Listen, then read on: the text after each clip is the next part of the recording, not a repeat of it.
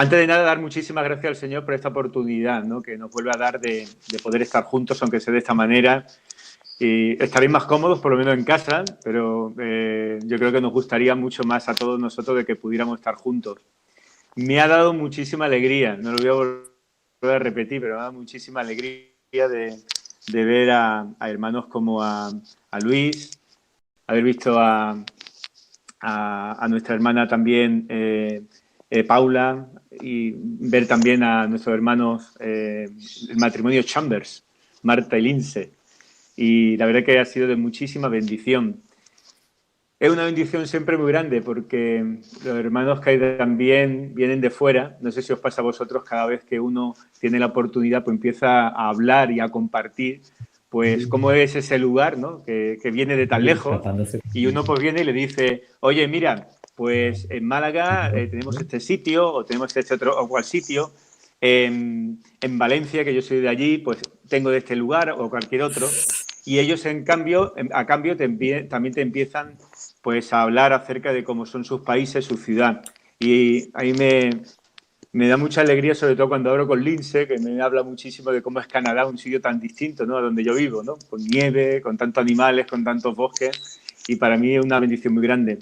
Siempre es una bendición muy grande cuando tenemos la oportunidad de tener a hermanos que vienen de fuera, que vienen a llevar la palabra del Señor, a trabajar para el Señor, y una bendición muy grande, ¿no?, que estén con nosotros. En una ocasión hubo un hermano de Centroamérica que lleva ya tiempo que no está con nosotros, está debido a su ministerio pues sirviendo al Señor en otro lugar, que hablando precisamente de donde él vivía, me dijo que él vivía en un país que también está lleno de bosques, de lugares preciosos, allí en Centroamérica, pero había concretamente un lugar que es un lago que dice que aquello es algo como si fuera un auténtico paraíso. Un lago que es precioso. Me lo pintó de tal manera que yo no lo conocía, ni por el nombre ni nada. Y me hizo meterme muchas veces en internet para que lo buscara. Este hermano me decía que era un lugar donde típicamente las familias de este país, cuando tenían oportunidad, se acercaban allí, llevaban a la familia, iban todos y disfrutaban del clima, disfrutaban del panorama, disfrutaban de los pueblecitos que habían allí alrededor de este lago. Como a mí eso nunca lo había escuchado de ese país y no he tenido oportunidad de haberme informado mejor, pues mira por dónde hace unos días llegó la oportunidad de que por otra causa muy distinta en un libro, pues me encontré precisamente hablando de ese lago. Y es un lago muy, muy peculiar. Es uno de los lugares más favoritos para hacer una escapada, como digo, en familia, para buscar relax. Y en la orilla de ese lago dice que se encuentran 3 o 4 pueblos que son indígenas. Los típicos pueblecitos cuando uno va a un pueblo, ¿verdad?, y se encuentra la tiendecita de allí del pueblo donde venden los productos típicos, donde venden la ropa típica, y algo precioso. Pues también allí, cerquita de la misma orilla de este lago, pues nos encontramos que hay una serie de pueblos indígenas. Ahí está lleno de numerosos turistas, sobre todo jóvenes. Y gran parte, por no decir casi todos estos turistas jóvenes que hay allí, son de familias, jóvenes de familia adinerada americanas, que son un poquito especiales e incluso los padres pues prefieren de pagarle a estos hijos la estancia en ese lugar y se los quitan del medio, así de claro. Pero en muchos casos nos encontramos que estas tiendas que están alrededor de este lago, pues está ocurriendo un fenómeno muy, muy curioso. Cuando tú entras en estas tiendas, te encuentras prácticamente casi dos partes.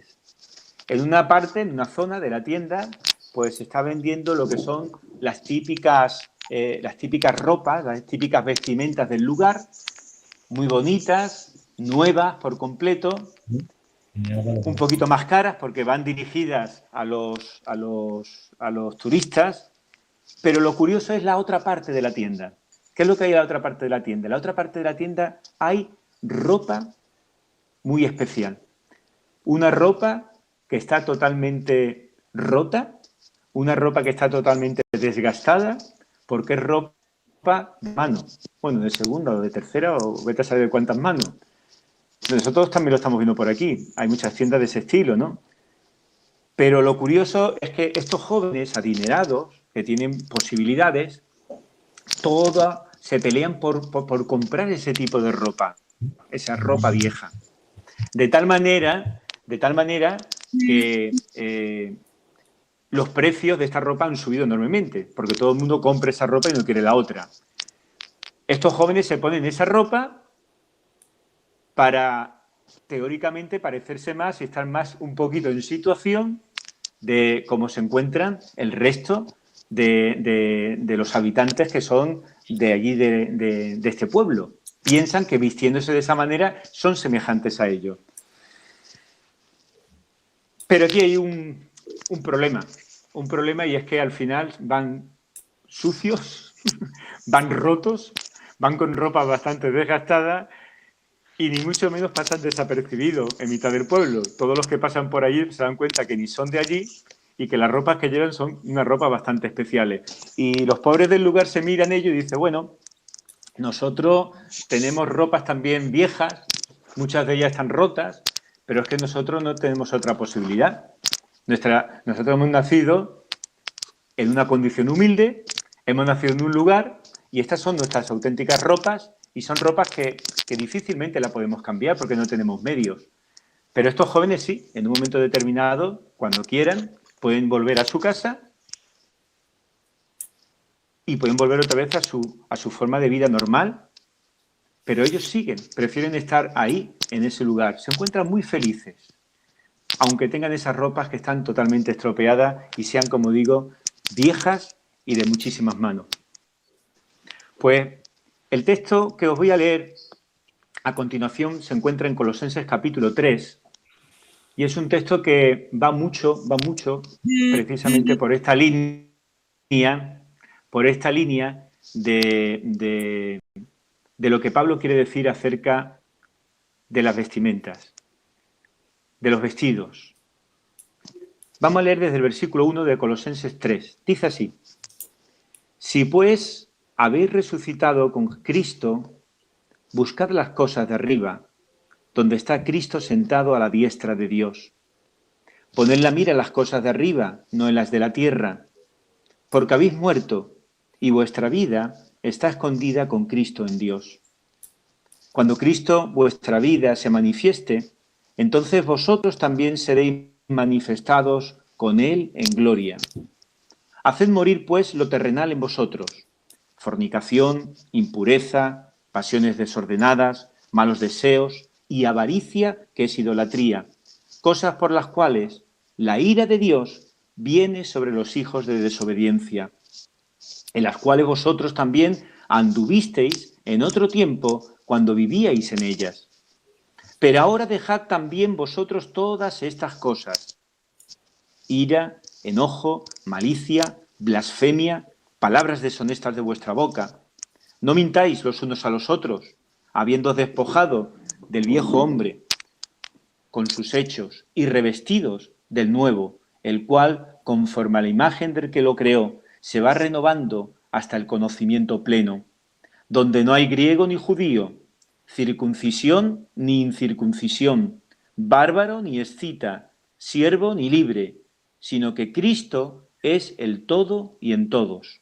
Vestíos, pues, como escogidos de Dios, santos y amados de entrañable misericordia, de benignidad, de humildad, de mansedumbre, de paciencia, soportándoos unos a otros y perdonándoos unos a otros si alguno tuviere queja contra otro, de la manera que Cristo os perdonó, así también hacedlo vosotros. Y sobre todas estas cosas, vestíos de amor, que es el vínculo perfecto. Y la paz de Dios gobierne en vuestros corazones, a la que asimismo fuisteis llamados en un solo cuerpo, y sed agradecidos. La palabra de Cristo more en abundancia en vosotros, enseñándoos y exhortándoos unos a otros en toda sabiduría, cantando con gracia en vuestros corazones al Señor con salmos e himnos y cánticos espirituales, y todo lo que hacéis, sea de palabra o de hecho, hacedlo todo en el nombre del Señor Jesús, dando gracias a Dios Padre por medio de él. Pues hermanos, Pablo está dirigiéndose a los colosenses como si lo estuviera haciendo prácticamente a cualquiera de esos jóvenes de este lago que os he dicho, de este país centroamericano. Pablo le está recordando que siendo hijos del Rey de Reyes, deben vestir conforme a esa nueva posición, usando la ropa adecuada según la provisión que Dios le ha dado en Cristo. Y Pablo está enfatizando que somos ciudadanos de un país extranjero. Por lo tanto, todavía no nos hemos acostumbrado totalmente a la nueva manera de vivir que tenemos ahora mismo, pero tenemos que aprender a seguir las costumbres de la nueva patria. Debemos de vestirnos de una manera adecuada, que son las vestimentas, los vestidos que el Señor nos ha dado nuevos y que son los típicos, por así decirlo, del reino de Dios. Al estar en Cristo, hay muchas manifestaciones específicas de la unión a Él que deben de ser visibles. Y Pablo está hablando de esas como si fueran ropa, pero ropa nueva. Y existen aún en nosotros, pues, muchos hábitos que son antiguos, que traemos de nuestras viejas ropas, aquellas cosas que solíamos hacer cuando antes estábamos en otra patria. Y el texto que hemos leído nos está indicando que debemos de dejar todo eso atrás. Puesto que ya no somos ciudadanos de este mundo, debemos abandonar el estilo de vida que lo caracteriza. Debemos de seguir el que demanda nuestra nueva posición delante de Dios. Pablo, en un momento determinado, se encuentra en prisión, se encuentra preso en Roma y allí recibe una visita muy interesante. Allí, en Roma, en la prisión, aparece uno de sus ministros que precisamente está ministrando en las islas en las distintas iglesias que hay en Colosas. Y Epafras, que es este ministro, le viene a informar de cómo están funcionando la iglesia en Colosa. ¿Cómo funciona?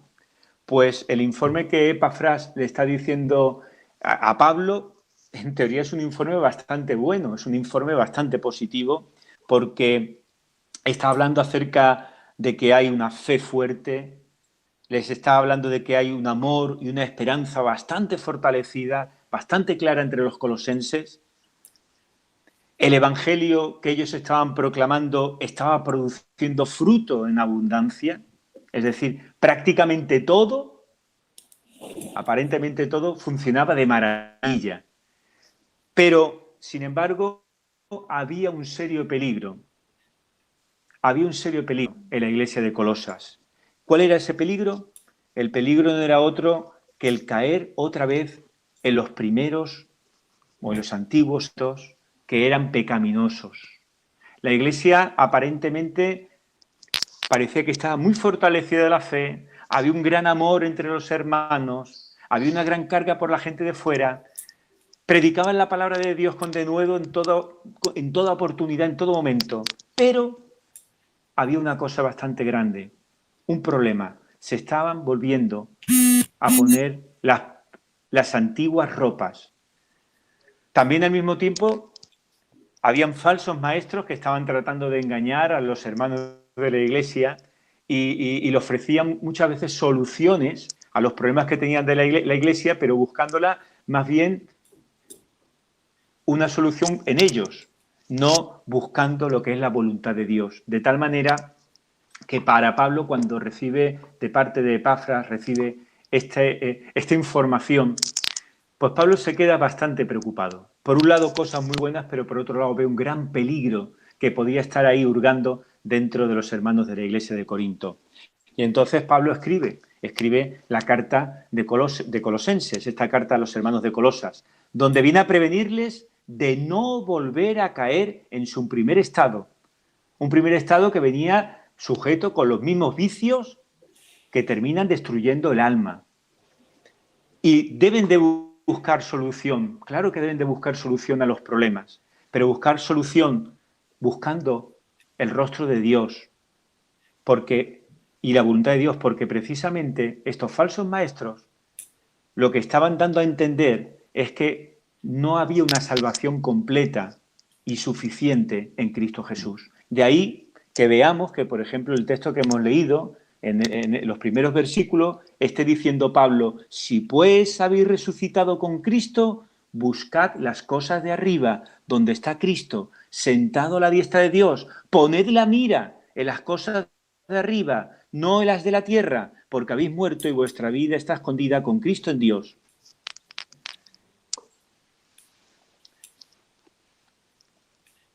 Sin ir más lejos, a lo largo de todo lo que es este capítulo 3, nos estamos encontrando pues con razones por las que debemos desechar los pecados de nuestra vida. Mirar que Pablo se ha dedicado sobre todo en este pasaje que hemos leído del capítulo 3, se ha estado dedicando a hablar por qué motivo debemos de ir desechando el viejo hombre, por qué motivo debemos esas viejas vestiduras que el Señor nos ha cambiado, debemos de haberlas desechado por completo. Sin ir más lejos, vemos que debemos de hacerlo, nos dice el texto, porque hemos resucitado con Cristo. Ese es el primer motivo, nos lo dice claramente en los 2 primeros versículos del capítulo 3. Porque hemos resucitado con Cristo. Porque hemos muerto con Él, nos dice a continuación el versículo 3. Porque seremos manifestados con Él en gloria, nos dice el versículo 4. Porque la ira de Dios vendrá sobre estas cosas, dice también a la altura del versículo 6. Y porque ellas pueden ser apropiadas quizás para la vida anterior que teníamos, pero no son precisamente hábitos buenos en la nueva vida que hemos recibido de parte del Señor. Y muchas veces eso lo seguimos confundiendo. Pensamos que las viejas costumbres, los viejos hábitos, lo podemos de alguna manera esconder todavía entre nuestros ropajes, aunque esas ropas han sido puestas por Cristo y son ropas nuevas.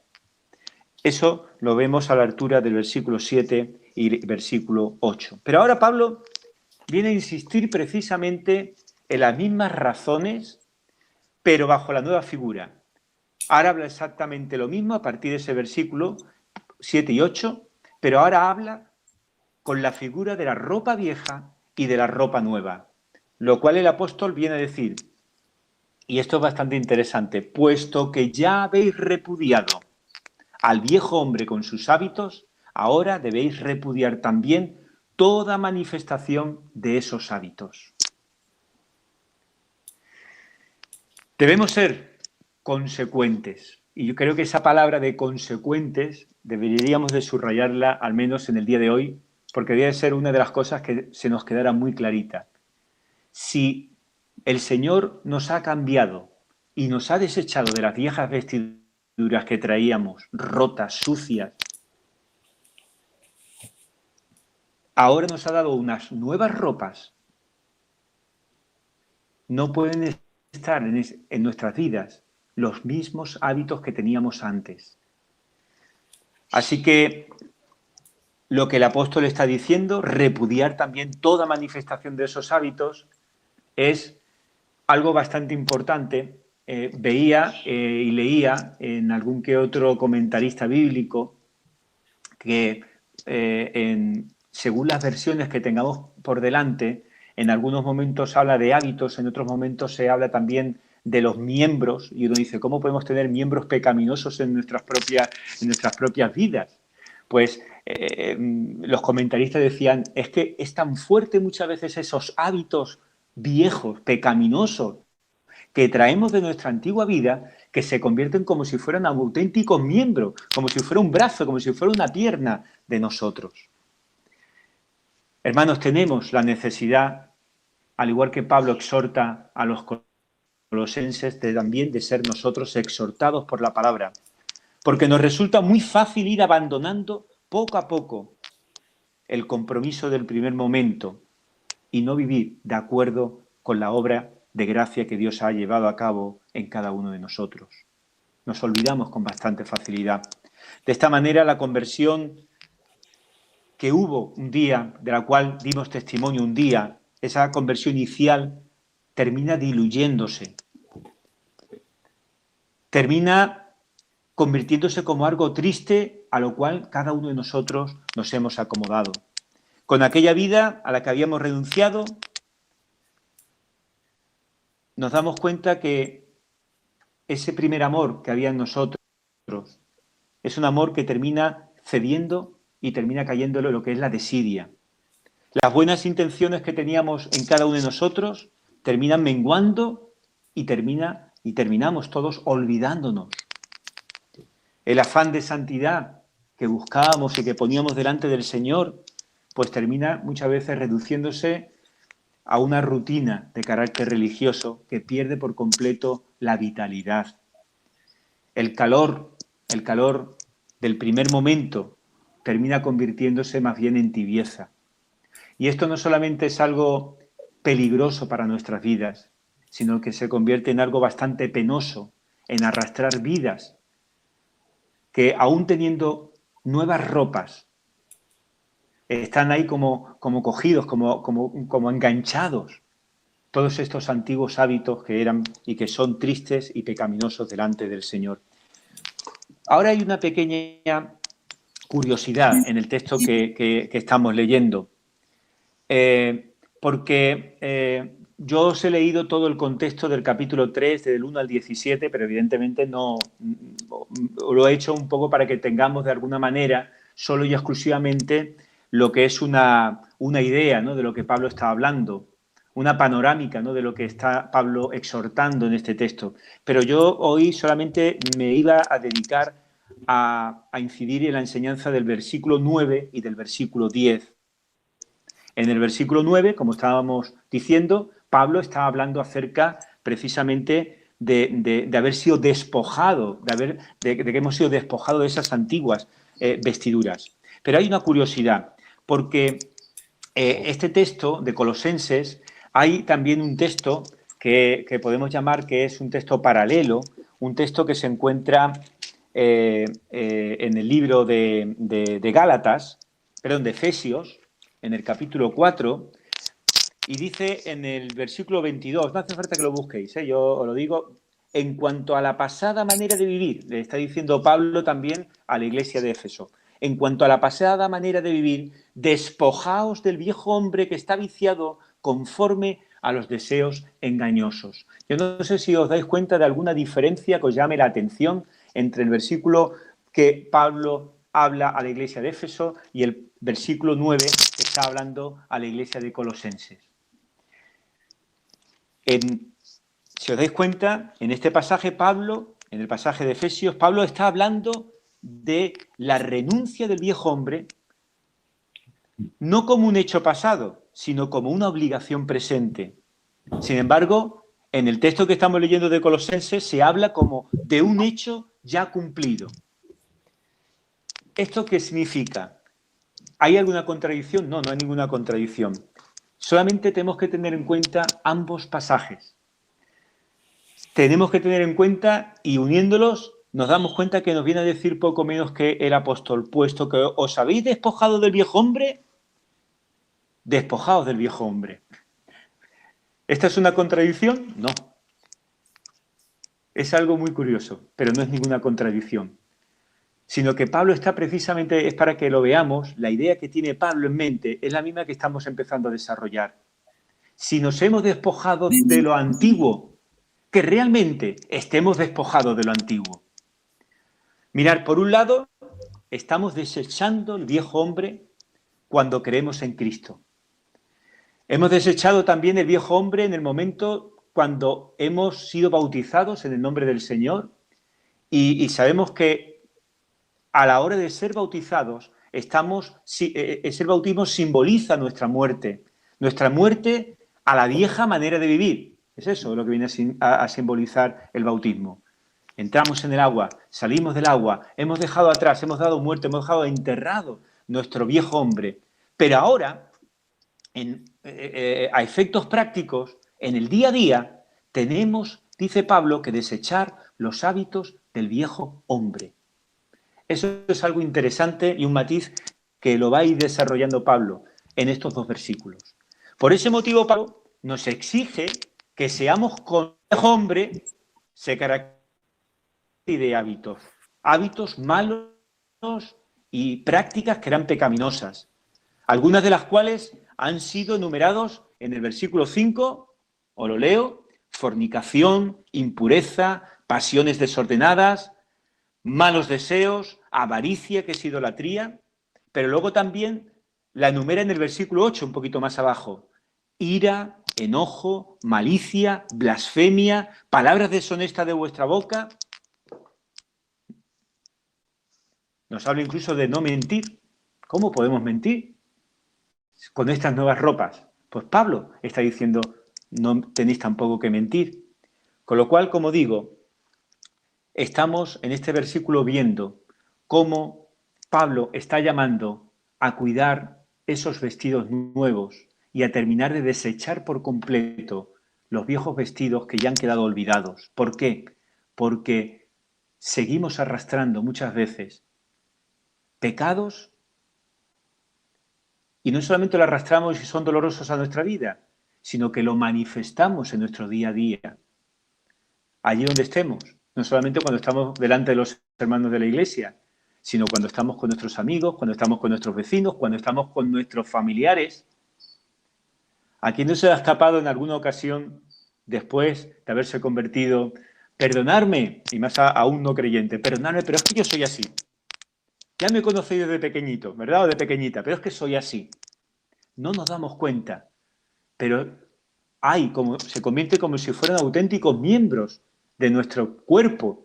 Están cogidos a nosotros. Viejos hábitos que rompen por completo también el testimonio que como hijos de Dios, como aquellos que hemos renacido porque Dios nos ha dado la nueva vida, pero seguimos dando ese mal testimonio porque seguimos arrastrando y manifestando las obras pecaminosas de esos viejos hábitos. Hermanos, por el don del Espíritu Santo hemos recibido una nueva vida conforme a la perfecta humanidad de Cristo. Y por medio del bautismo hemos dicho que hemos dado expresión a nuestra intención firme de vivir de acuerdo con esa nueva vida. Así nos hemos revestido precisamente del nuevo hombre. Este nuevo hombre pertenece a la nueva humanidad cuya cabeza es Cristo. De hecho, la fuerza que mueve a ese nuevo hombre es la vida que Cristo nos da. El poder que brota solamente de Él. Él es el autor de la nueva creación, de la misma manera que fue también el autor de la vieja creación. De manera que es autor de toda la creación. Y esta idea, Pablo la está diciendo desde un principio a la iglesia de Colosas cuando escribe esta carta. Nosotros hemos leído solamente esta porción del capítulo 3. Pero si vamos al primer capítulo, versículos 15 y 16, está hablando exactamente de este reconocimiento. Cristo, el autor de la nueva creación, el autor de todo lo creado. Eres el Señor y Él es el autor de toda creación. Así que vestirnos del nuevo hombre, ¿qué significa? Pues significa que estamos vestidos del Señor, vestidos de Cristo. O como dice quizás también Pablo a la iglesia de Galacia, le dice: todos los que fuiste bautizados en Cristo, de Cristo os habéis revestido.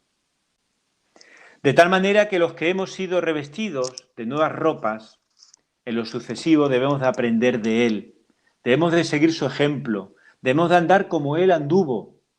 Y esto para nosotros es sencillamente imposible. Yo no sé cada uno de vosotros delante del Señor, pero cada vez que hablamos de esto, lo primero que uno se da cuenta es de la propia incapacidad que tiene cada uno de poder llevar a cabo esto. Se ve su imperfección, se ve su incapacidad, se ve sus necesidades.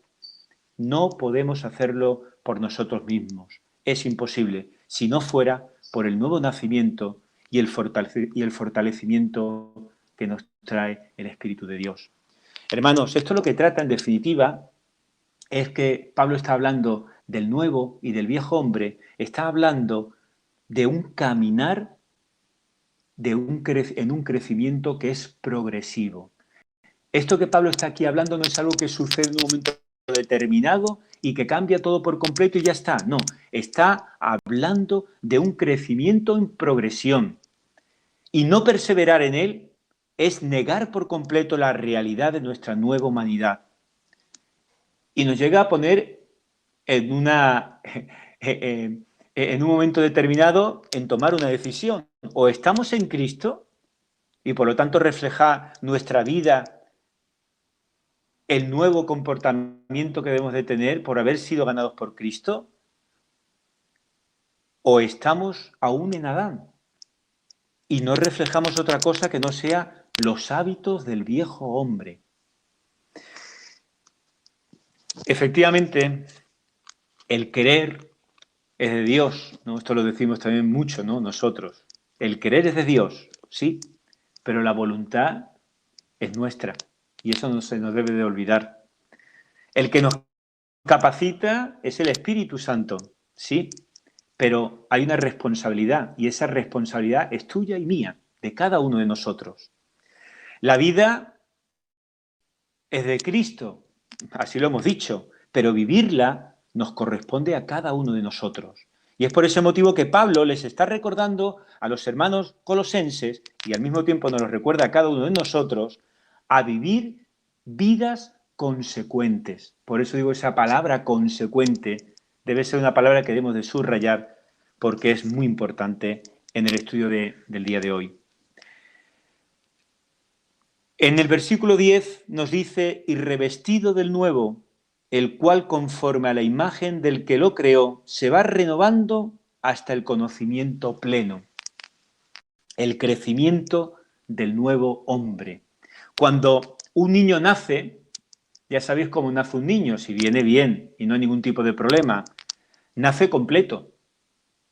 No nace un niño poco a poco, no nace primero un brazo, luego nace una pierna, luego nace la cabeza, no. El niño nace completo, pero sí que es cierto de que nace con la necesidad de crecer y nace con la necesidad de madurar. Pues, hermano, eso ocurre exactamente igual en cuanto al hombre nuevo.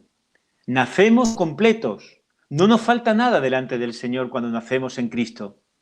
Pero sí que hay necesidad grande de que tenemos que ir creciendo, como dice la Biblia, hasta alcanzar plena madurez. Así que en el versículo 10 nos está Pablo diciendo que esto es un proceso y está apuntando hacia el proceso de crecer y hacia el proceso de la madurez. Y el apóstol lo va en este versículo 10 a definir muy bien con 3 frases que viene a sacar de este versículo 10. La primera de ellas nos viene a decir que el nuevo hombre se va renovando, pero dice que se va renovando día a día. Ahora voy a tener que usar para que podamos ver con claridad pues lo que Pablo tenía en su mente cuando estaba hablando de esto, y voy a tener que apoyarme en algún que otro versículo fuera del texto que hemos leído. Porque, por ejemplo, cuando escribe en la carta de Pablo a los Corintios, en la segunda carta, no hace falta que lo busquéis, pues Pablo dice, por tanto, no desmayamos antes, aunque este nuevo hombre, nuestro hombre exterior, se va desgastando, el interior, no obstante, se renueva de día en día. Es decir, habla Pablo de una renovación continua. El nuevo hombre se va renovando. ¿Cómo? Se va renovando día a día. Y en la misma epístola a los Corintios, pues también Pablo, casi al final de la segunda epístola, dice también, no nos gloriamos desmedidamente en trabajos ajenos, sino que esperamos que conforme crezca vuestra fe, seremos muy engrandecidos entre vosotros conforme a nuestra regla. Nuestra fe tiene que crecer y tiene que robustecerse, está indicando Pablo. Nunca debe de ir hacia atrás, nunca debe de menguar, nunca debe de debilitarse. Una renovación continua, día a día, y creciendo y aumentando y robusteciéndose y nunca menguando. Pero no solamente Pablo esa idea también la comparte con los hermanos de la iglesia de Corinto, sino que también a los hermanos de la iglesia de Tesalónica, en su primera epístola, viene a decir: y el Señor os haga crecer y abundar en amor unos para con otros y para con todos, como también lo hacemos nosotros para con vosotros. Está hablando también de que este proceso de madurez también se extiende hacia el amor fraternal, hacia el amor de mi hermano. Pero no solamente se va a quedar ahí, sino que también es un amor que se va a extender sobre incluso las personas que no son creyentes y que también el Señor va a poner carga en nuestras vidas. También las amamos de la misma manera que Dios los ama. Así que este tercero, que habla acerca en Tesalonicenses, dice y habla de crecer y de abundar en amor unos para con otros y para con todos. Una renovación que es continua. Esa es la primera frase de ese versículo. Pero también Pablo habla de una renovación de la mente. Y esa renovación de la mente dice que es hacia un verdadero conocimiento. De la misma manera que un niño sabemos que cuando nace, se desarrolla, va creciendo físicamente, también, si va todo normal, también va acompañado su crecimiento físico, va acompañado en cuanto a su conocimiento. Pues Pablo está dando la misma imagen, exactamente lo mismo, de la misma manera que el niño va creciendo físicamente y va desarrollando lo mental, también cada uno de nosotros en el Señor debemos de tomar eso. Es decir, está dando, ¿veis?, la idea de una renovación continua, de un proceso de madurez. Nunca nos pareceremos a Cristo si no llegamos a tener la mente de Cristo.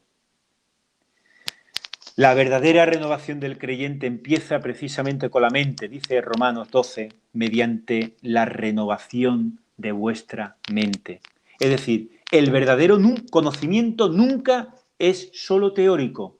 El verdadero conocimiento no es algo que hemos aprendido o es algo académico, sino que viene de un discernimiento de la buena voluntad de Dios que luego se pone por obra en la práctica.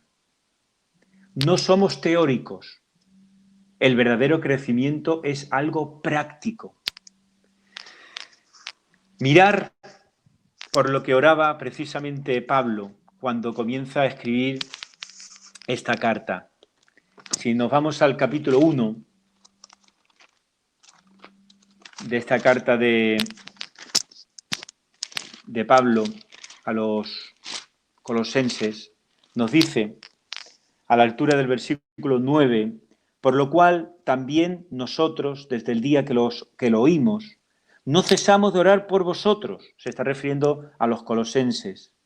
Desde el día que lo oímos no cesamos de orar por vosotros y de pedir que seáis llenos del conocimiento de su voluntad en toda sabiduría e inteligencia espiritual, para que andéis como es digno del Señor, agradándole en todo, llevando fruto en toda buena obra y creciendo en el conocimiento de Dios. ¿Os dais cuenta el pensamiento que tiene Pablo cuando está hablando acerca de este proceso? Es un proceso, hablando de los nuevos hábitos, de las nuevas ropas, un proceso de madurez, un proceso que va hacia adelante.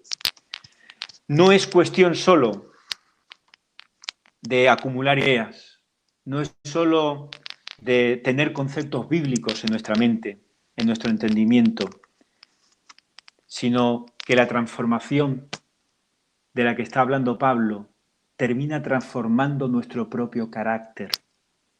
Es decir, cuando nosotros estamos pidiéndole al Señor que seamos de buen testimonio para las personas, que estemos llenos de amor con mis hermanos, que seamos sensibles a la necesidad del prójimo.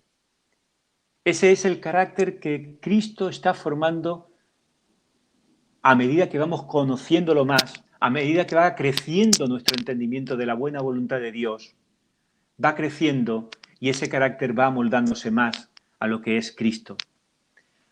Pero vamos a la tercera y última frase, y con eso ahí nos vamos a detener.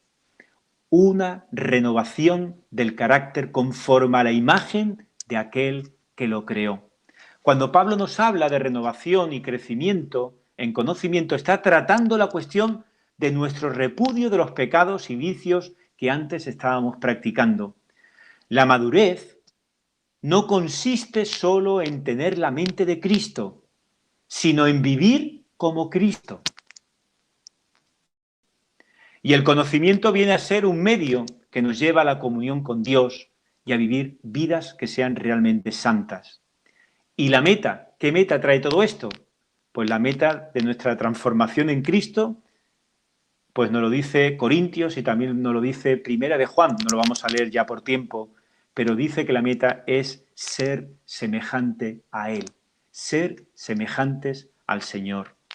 Así que el deseo de Dios para todos los que visten ese nuevo hombre en Cristo es que, habiendo nacido de nuevo, por intercesión divina, somos destinados a alcanzar la plena madurez de Cristo y a llegar a ser plenamente semejantes a Él, creciendo, como hemos leído, día a día hacia su imagen, renovándonos en mente y en comportamiento, extendiéndonos a lo que está delante y prosiguiendo a la meta del llamamiento de Dios. Teniendo un llamamiento tan alto, hermanos, como el que tenemos, no debemos y no somos llamados precisamente a quedarnos estancados, ni a conformarnos con lo que el Señor nos ha dado, que es mucho, pero no a conformarnos con eso, sino somos llamados, como Pablo nos indica, a esforzarnos al máximo para despegarnos precisamente con la ayuda del Señor de aquellos malos hábitos del pasado y terminar sencillamente reflejando la hermosura de nuestra nueva naturaleza. Así que, queridos hermanos, en esta mañana con esta porción damos gracias a Dios, quien ha transformado nuestras vidas. Y no nos cansamos de dar gracias a Dios nunca por ello. Que el Señor nos bendiga. Amén.